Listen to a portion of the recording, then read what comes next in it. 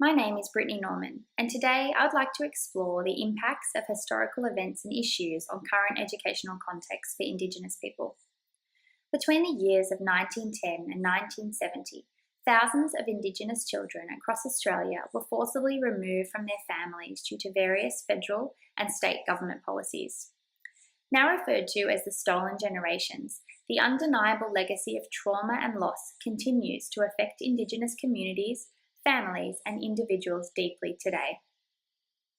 While it can be hard to comprehend, the government introduced an assimilation policy whereby an assumption of an inferiority of people of colour and white superiority proposed Indigenous people should be absorbed or, where possible, assimilated into white culture and the community. As George and George explain, the ultimate intention of the policy was the destruction of our Aboriginal society. According to Marlowe, many children were told that they were not Aboriginal or to reject their Aboriginal heritage, and further had their names changed and were forbidden to speak their traditional languages. According to Williams Mosley in Price, the Bringing Them Home report found that forcibly removing children from their families fell into the international legal definition of genocide. How can we simply allow these histories to be sidelined as part of our contemporary curriculum? The omission of such histories is arguably just as deliberate an act as changing history, and neither of these are a fair or plausible solution to adjusting our education framework to reflect the nation's truths. The report further suggests that the forcible removal of children should be made a mandated and distinct component of the history curriculum. As Dungeon asserts, one of the most profound negative consequences of colonisation has been the removal of Aboriginal children from their families. Most have experienced removal or displacement of entire families into missions, reserves, or other institutions. Many of the stolen Indigenous children were subjected to psychological, physical, and sexual abuse while living in state care or with their adoptive families. The effects of this event have been everlasting and felt among preceding generations of Indigenous people. Some immediate impacts include loss of connection to culture, loss of connection to country, loss of spirituality, loss of identity, and nil understanding or knowledge of family history or ancestry, not to mention the harrowing emotions that accompany these experiences, such as isolation, rejection, grief, and resentment. Because children were expected to work as domestic servants and manual labourers, most unfairly received a very low level of education, further hindering their opportunities to integrate into society decades on in the future. According to the Australian Human Rights Commission, today the national rate of imprisonment is 15 times higher for Indigenous people than non-Indigenous.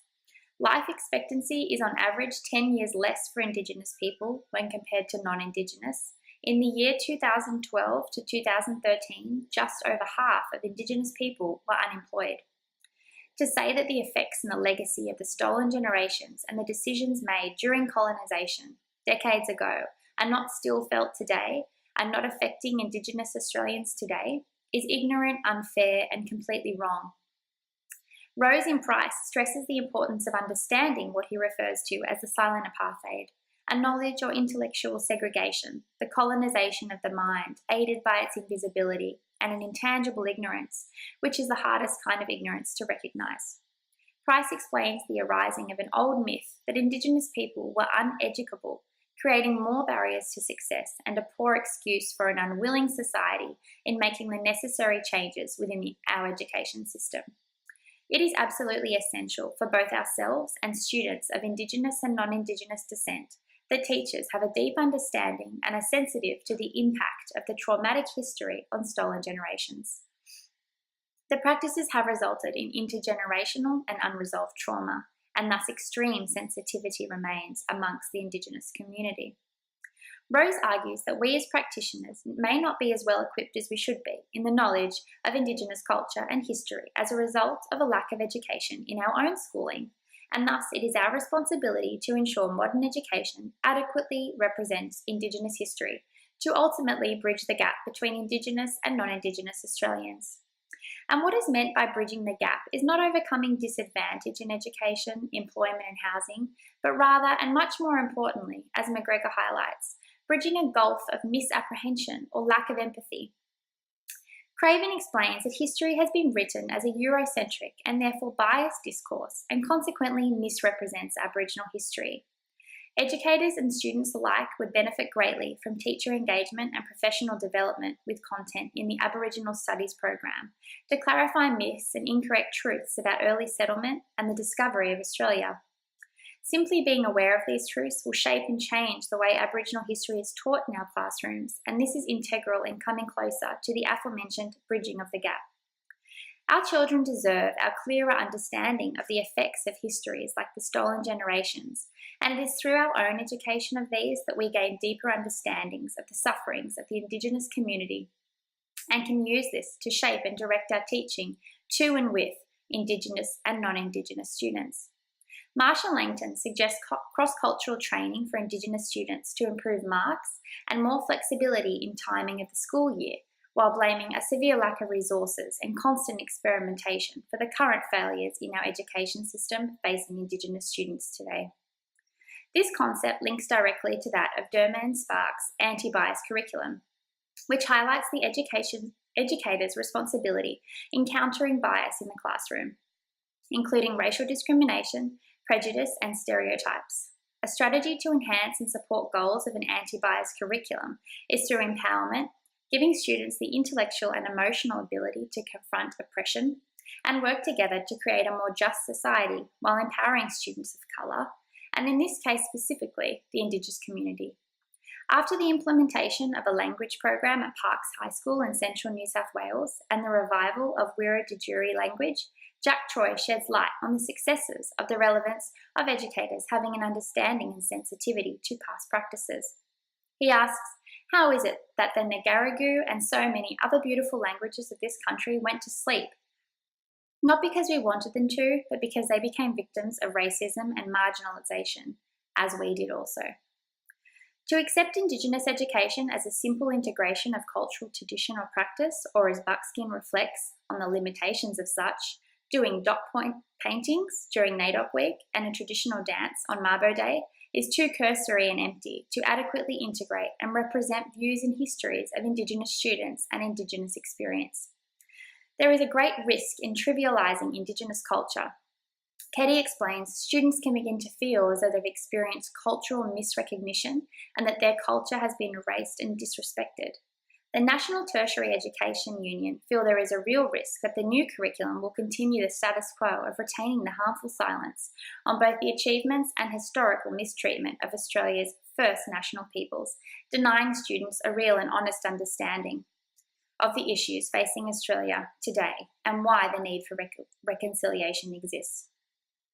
The Queensland Government's initiative to embed Aboriginal and Torres Strait Islander perspectives in schools is thorough and notable and is based around a whole class and whole school ethos of an Aboriginal Torres Strait Islander perspectives framework.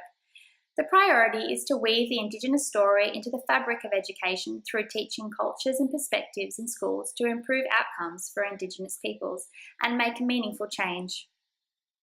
The framework seeks not to represent Indigenous perspectives as a particular way of viewing or experiencing the world, but rather representing it as a collective identity that contributes to various perspectives of the world that students and educators already hold, and not as a commodity or resource, but as an extension of the group's collective historical understanding and something to be nurtured.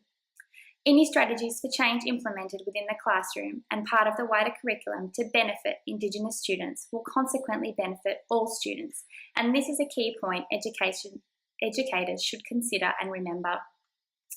In essence, change begins with us, and upon an acceptance of the shortcomings of education to date and the commitment to better understanding how these events have affected Indigenous people, we can become more deeply connected to learning to teach with Indigenous cultures. This talk only scratches the surface of the issue, but at least it begins to unpack and stress the importance and relevance of educators in understanding how educational contexts in which we teach are affected. As the Australian Institution for Teaching and School Leadership suggests, it is up to the practitioner to reflect on their ability to meet the challenges ahead, particularly in teaching and leadership, and provide students with new opportunities. As Craven asserts, the objective is not to create guilt, but to create an understanding of an important part of Australian history and the greatest contribution can be made by us as educators to ensure that misconceptions, stereotypes, and racism are addressed so that students who are our future are better informed to create an Australian society of which we can all be proud. Thank you.